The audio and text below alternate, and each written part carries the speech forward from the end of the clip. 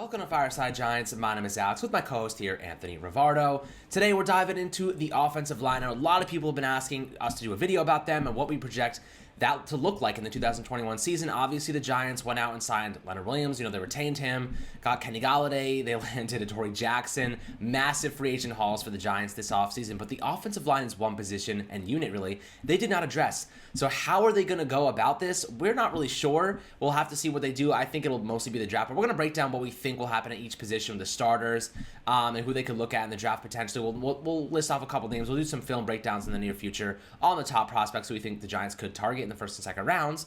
But for the most part, this is going to be a really interesting draft. I think the Giants knocked it out of the park last year for the most part. They got a lot of production from their late round picks, which is really exciting. Tate Crowder, Carter Coughlin, being some of them.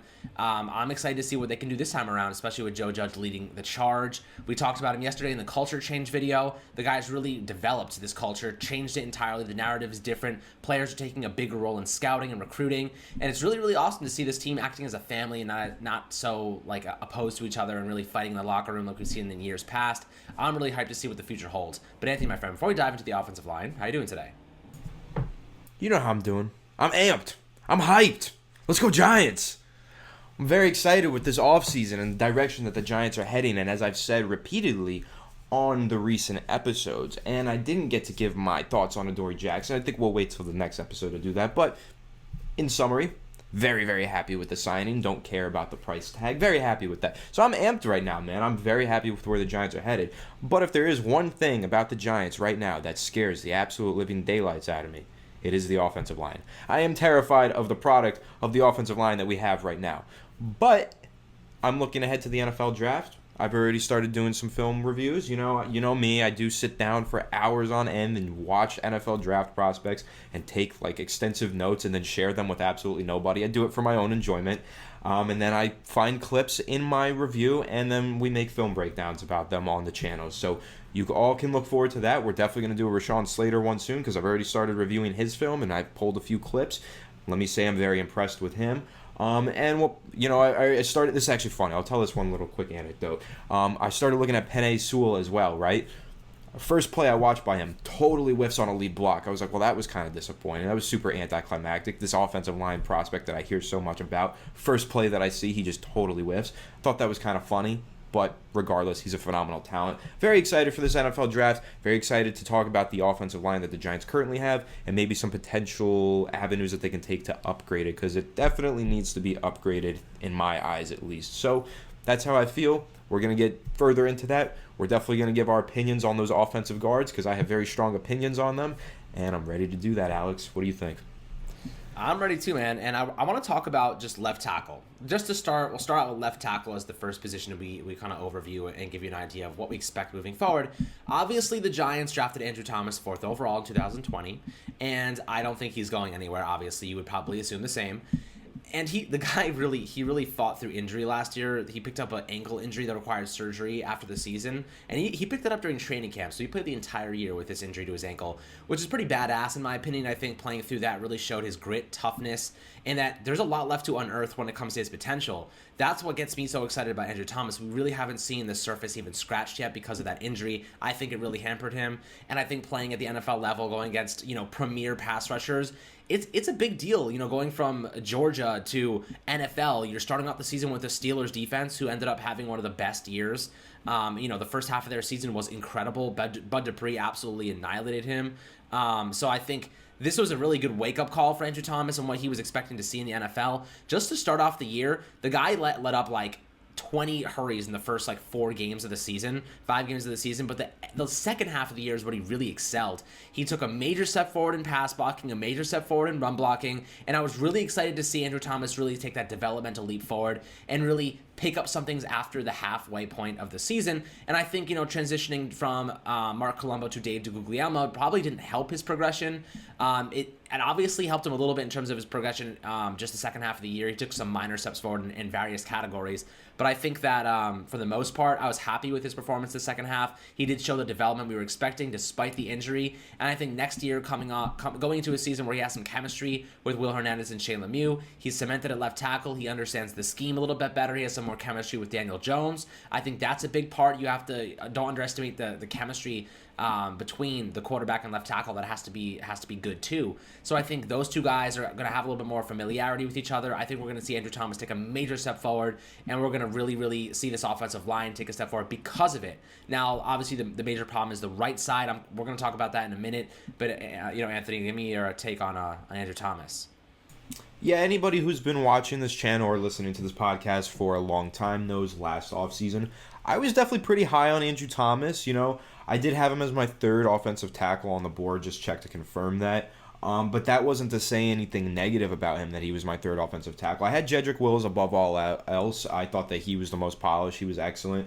But then I had Tristan Wirfs and Andrew Thomas as like a 2A and a 2B. So, yeah, I had Tristan Wirfs just a smidge ahead of him, but it was very, very close. I really liked Andrew Thomas coming out. I thought he was very polished. I thought he was a great run blocker at Georgia.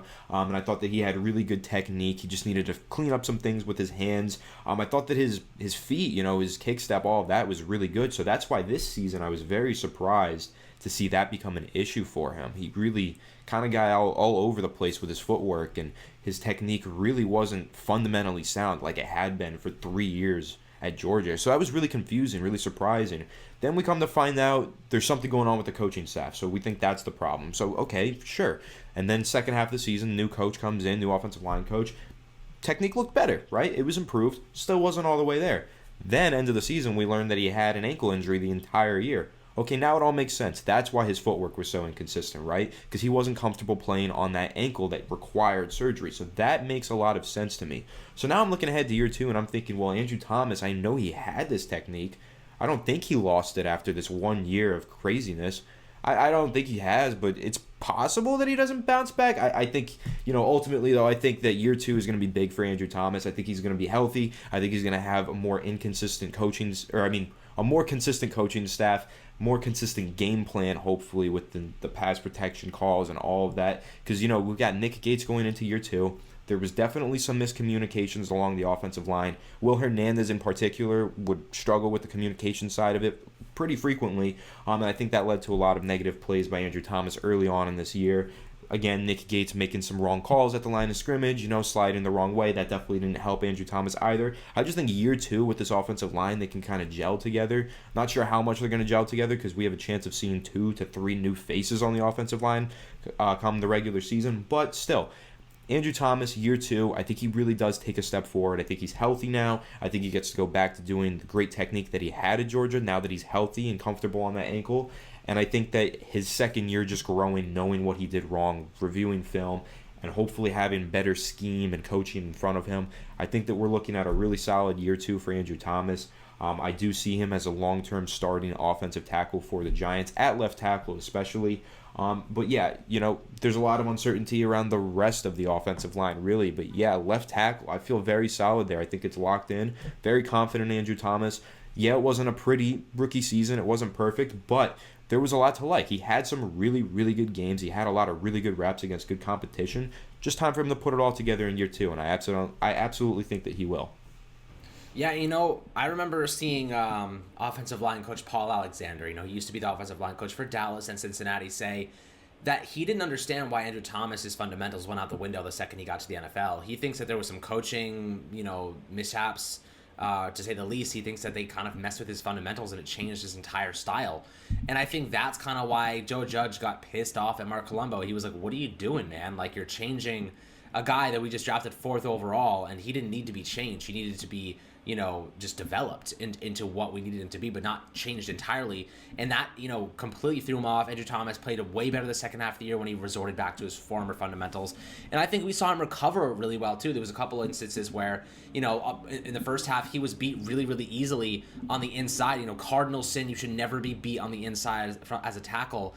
And, he recovered nicely, and he slid across the offensive line, and he pushed the pass rusher across and allowed Daniel Jones a little bit more time in the pocket, which we didn't see earlier on. So I think he did take a nice step forward in the second half. I really think that this next year is going to be even better for him. They brought in Robert Sale, a really high-end offensive line coach to help develop him, and I think we're going to see some really nice progress from him, so I'm excited about that. But as for left guard, I'm trying to think, why they went with this rotation of Shane Lemieux and Will Hernandez, and I think, Anthony and I were talking about this before the podcast, And essentially what we believe, or at least what I believe, is that they wanted to get both of them time because I think they do intend to have Shane Lemieux moved to right guard. And I think they wanted both of them to get reps this past season with the anticipation of doing that.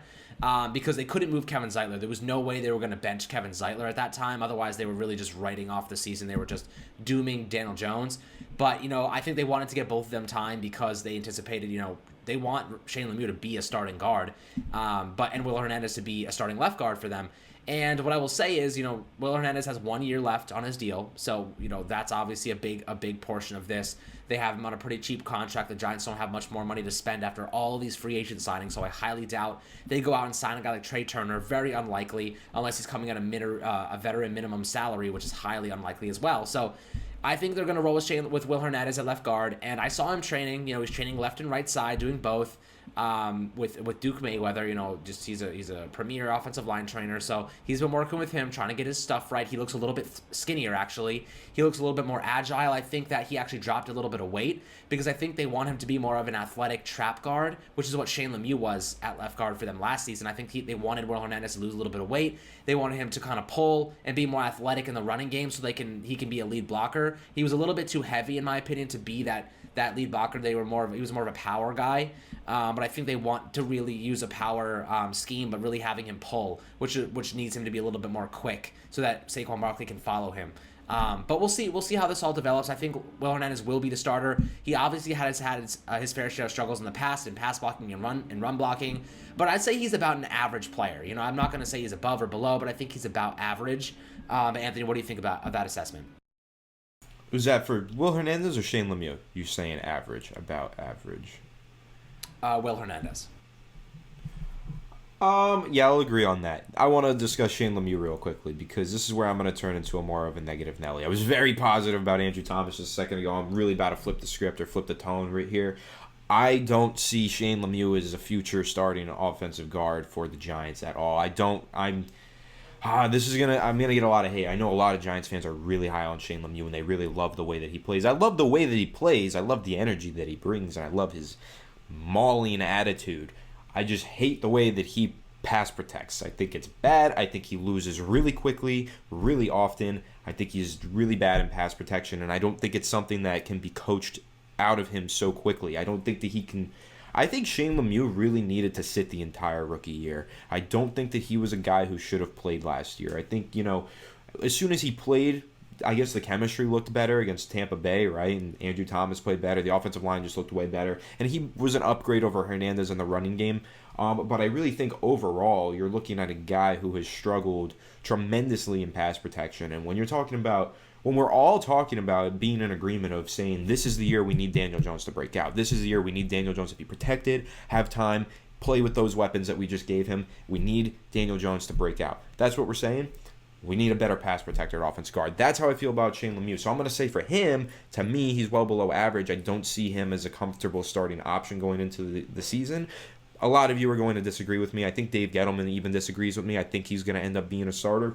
So correct me if I'm wrong when it comes around to it. If he starts dominating the season, I will absolutely say that I am wrong about Shane Lemieux. But just me personally, I don't see Shane Lemieux being this long-term starter that a lot of you see him to be. In terms of Will Hernandez, I think that he could be a long-term starter as an average guard if you want to settle for mediocrity. And sometimes on the offensive line, it's not wrong to settle for mediocrity because it's so rare that you get a guy that's just consistently average. A lot of the times you get very volatile offensive linemen, or you see teams like the Bengals, like the Chargers, like a lot of teams in the NFL starting just below average offensive linemen across the board because it's so hard to find average offensive linemen. So I get why Giants fans get frustrated with Will Hernandez. When we drafted him, we were told this is a guy who has the potential to be a top 5 guard in the league. This could be a home run pick. This guy's amazing. That's what we heard, and that's not what we got. So I think our expectations were set a little too high, and now we're very disappointed in Will Hernandez and the way he's developed. And I'll admit, he struggled tremendously in his second year and really didn't go further than his rookie year and his third year, right? So I get it. I'm frustrated with Will Hernandez too, but I do feel like a bottom line with Will Hernandez is he's about average, and I'm kind of okay with about average, unless you're going to you're going to draft a guy that you think can potentially be well above average, which is what I want to do, which is when I talk about guys like Quinn Miners even, like, he's a real, like, sleeper right now. Or I'm talking about a guy like Wyatt Davis, who you all know that I have fallen in love with. Or even talking about a guy like Landon Dickerson, who I think is, like, abundance of red flags, but potentially could be a really, really great player. So when you're talking about shooting for the moon, I'm talking about drafting an offensive guard over Will Hernandez. When you're talking about, at the very least, having some consistency on your line and having an average player, that's what I'm talking about. Yeah, I want Hernandez to be the starting offensive guard over Shane Lemieux, because I think Shane Lemieux is too volatile, and I think that Will Hernandez, you're at least getting something a bit more consistent. Even though it's not consistently good, it's consistently average, and that's better than highs and lows to me at the offensive guard position. That's just the way that I see it, and that's the way I analyze those two players. Yeah, I mean, I agree with you in the sense that I don't necessarily feel comfortable going into the season with Will Hernandez and Shane Lemieux as our starting guards, and that's it. We need competition. We need to create competition here so that they can get better. I don't think there was any player in the NFL that got better by being given a starting job. Fighting for your position, fighting for your job, putting in the necessary work to get better comes from that elite competition. And I would be blown away if the Giants didn't draft a guard or an offensive tackle, for that matter, in the first 2 rounds of the draft. Whether it's Rashawn Slater, whether it's Alex Leatherwood, whether it's Wyatt Davis, who knows? But I would be blown away if they did not address the offensive line in the first 2 rounds of the draft. And that's really the last piece to this puzzle. That's really the last piece to this offensive puzzle, because you got your wide receiver 1, you got a speedy guy like John Ross. You could always go with a Jalen Waddle or Devonta Smith in the first round. You never know. You have your left tackle. You have your center. I would argue that you have a competent left guard in Will Hernandez. It's your right tackle and your right guard spots that are just not there. You don't know what you have. And Shane Lemieux, you got to get somebody, man. You got to bring in another guard in the first round or the second round even. I would probably go second round personally. Go get another guard, put him in there, let him compete with a former 5th round pick last year in Shane Lemieux. And then at right tackle, you have Matt Parrott, who I know Anthony is very high on. And you have Nate Solder, who can play. They can rotate if need be. We'll see how that works out, but I'm not opposed to getting Rashawn Slater and just having him compete at right tackle and right guard during training camp, and whatever position he actually ends up, winning out at, just plug him in, man. Go ahead and plug him in. I'm totally fine with that. That's kind of how I would see that going. You get a guy who can play both interior and on the exterior, and you're looking really, really good moving forward. But it's all about creating competition. They cannot give away starting jobs. That was my entire concept with Darius Slayton. Like, people are like, where's Darius Slayton going to fit if you get Kenny Golladay and you draft Jalen Waddle and, you sign John Ross? And I'm like, he loses his freaking job. Who cares? If you have better players than Darius Slayton, I don't care if he's riding the bench.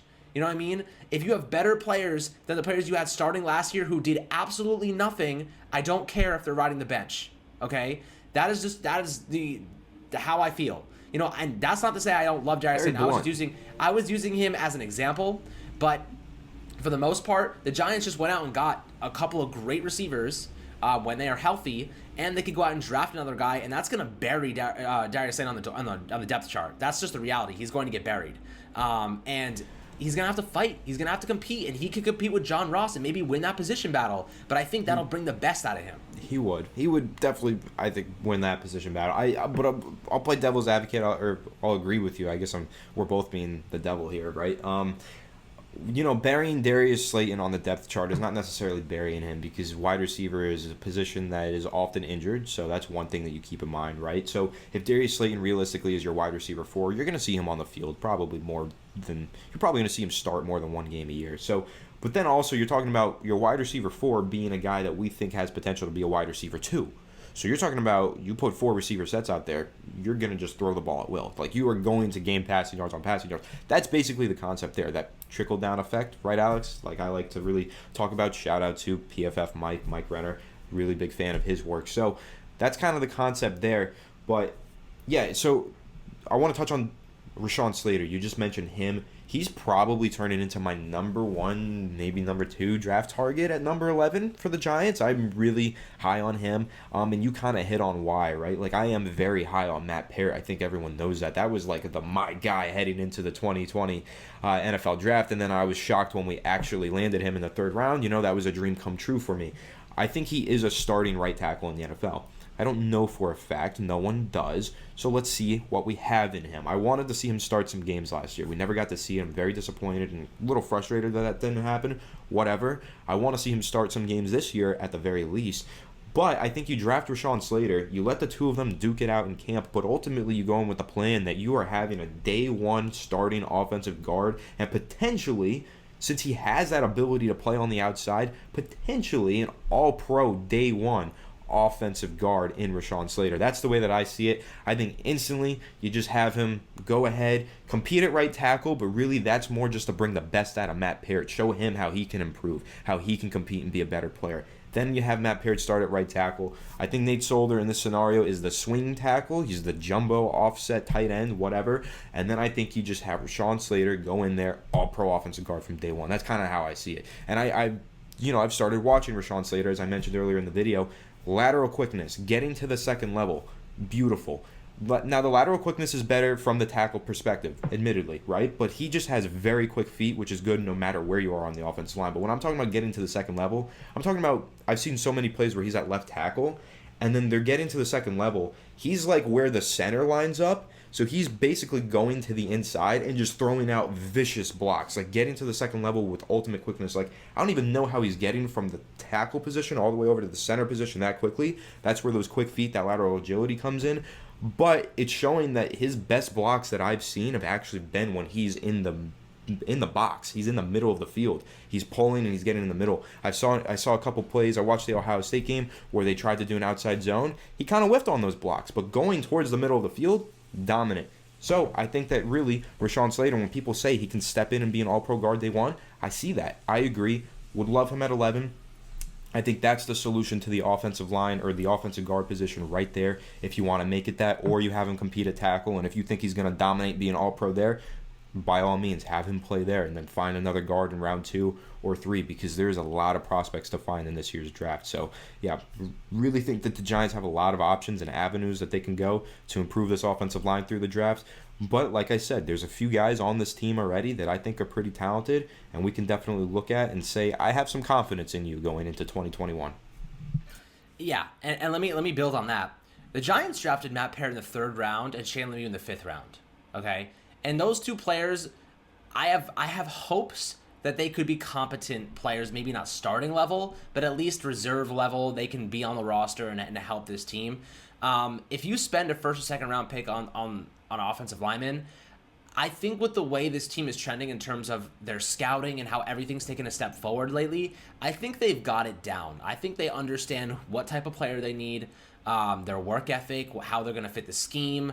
I think they really know, what they're doing, and I think they have a plan for the offensive line. Just watching what they just did in free agency and how well they orchestrated it, there is no way that you could convince me that they don't have a plan for the offensive line. People will come out and say, oh, like the offensive line's trash, we have to address it, this and that. They have a plan, okay? Like, they're not idiots, obviously. If you watch this free agency period, they just landed Kenny Golladay, the best receiver on the market, and Adoree Jackson, arguably the best corner on the market, 25 years old.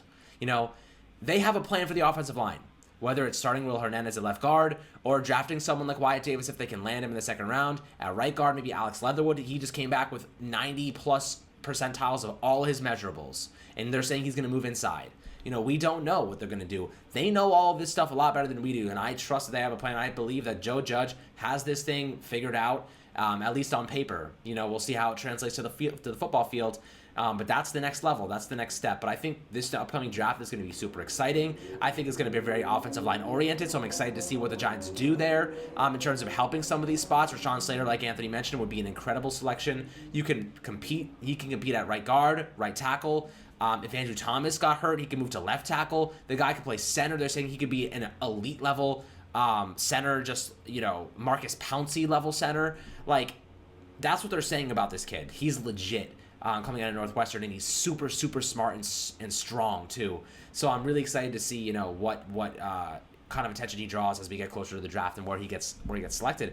Now, with that being said, Anthony, to wrap this video up, if Penei Sewell and Rashawn Slater were selected prior to the top 10 picks, they're not available for the Giants anymore.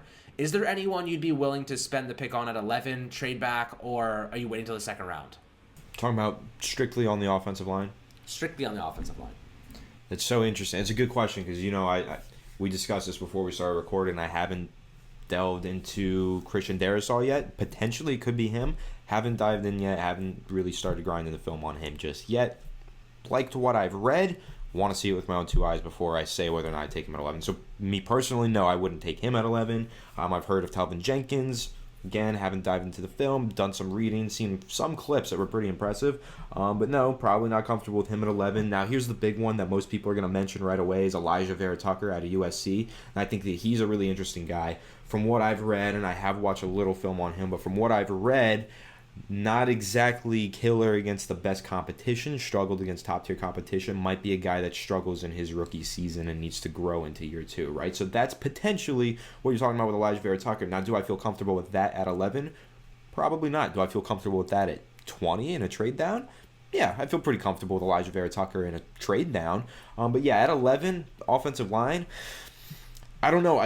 You don't want to reach on a guy like that. You don't want to reach on an offensive lineman that has a lot of potential and then can bust out, because that's how you get the fan base turning really ugly and calling him the next Eric Flowers and all of this. That's what started to happen with Andrew Thomas, even though he really wasn't a giant reach at 4. Everybody was just like, oh, he's going to be Eric Flowers, blah, blah, blah. Yeah, whatever.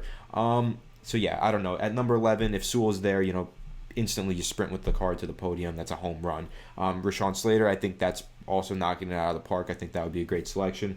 Any of the other round 1 offensive linemen, I'm probably going to want to try and target in a trade down scenario. But I'll tell you, round 2, you might want to trade up. There's a few guys that are projected to go towards the back end of that first round or the very beginning of that second round that you might want to trade up for. And I am talking about guys like Wyatt Davis.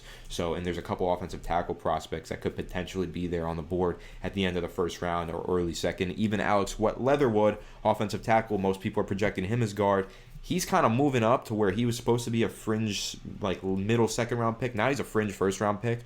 He could be that back end of the first round. People are talking about the Chiefs, saying he's a good fit with them. So yeah, second round though, you can't wait. No trading down to get an offensive lineman in the second round. You might actually look to trade up. So if you trade down from 11, then you might have to trade up from 42. So that's something to keep in mind. I think the second round, there's a lot of really, really great value if the right dominoes fall and the prospects fall into your lap in the second round, or you're going to have to trade up and go get them. Second round is where I'm looking to get an interior offensive lineman this year. Yeah, and before we wrap this up, I'll say this. I'll say one thing that, just popped into my head, and I think it actually makes a lot of sense. The Giants' offensive line was terrible last year. We know this. But let's not forget the major factor that led to them being a piece of hot trash. Lack of wide receiver talent and Daniel Jones' pocket awareness. We saw Daniel Jones take a step forward in pocket awareness. We saw that firsthand in the second half of the year.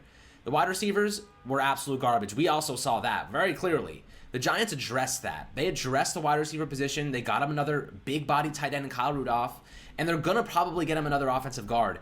And when you give your quarterback more weapons to work with, plus getting Saquon Barkley back, opposing defenses are not going to be able to blitz the same number of guys they did last year. The Giants' offensive line was destroyed because let's be honest, they were being rushed by more than 6 players at a time. They were man-marking our receivers and shutting us down. That's not going to happen now. You have to allocate 2 players to Saquon Barkley. You have to allocate 2 players to Kenny Golladay and 2 players to John Ross or Darius Slade on the outside, because you need safety help for those guys. You need safety help, otherwise they're going to burn you every single play.